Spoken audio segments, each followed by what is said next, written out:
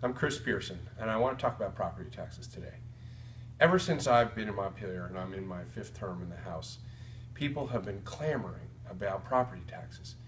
And at the same time as voters demand property tax relief, they also approve school budgets. So it's pretty clear that Vermonters want strong schools. And this creates a real tension for lawmakers in Montpelier to try to figure out a solution. This year, I'm proud to tell you that I introduced a bill in the House, H 656.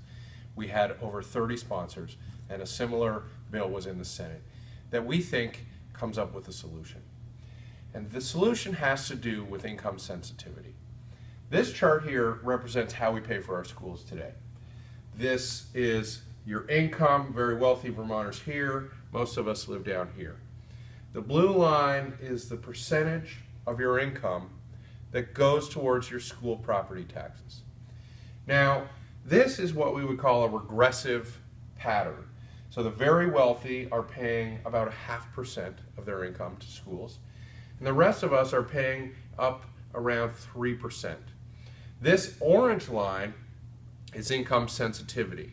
So the legislature, when it designed Act 60 and then extended it in Act 68, recognized that it's absurd to have poor people paying 5.5% of their income and the very wealthy paying 1%. So they created income sensitivity, which is this orange line. 2/3 of the state lives right here, right? 2/3 of us are paying between 2.8 and 3% of our income for schools. So our concept when we were looking at this problem was, well, if this is good enough for middle and low income people to be paying no more than 3% of their income, why wouldn't we ask people that live out here to pay the same percent? And so let me add this to our graph here. I'm going to add a little line. This is what our proposal would do in H 656. It would just say, you know what? Every homeowner in Vermont is going to be income sensitized. And when you do that, you raise a lot of money from here, from the people who've been booming, who have not been whacked badly by the recession, and in fact have continued to see growth in income. When you raise money from there, this proposal raises about $80 million from here.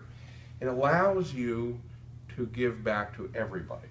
And our proposal, as we drafted, would actually reduce taxes, property taxes, for every homeowner, every household, in Vermont, earning under $200,000.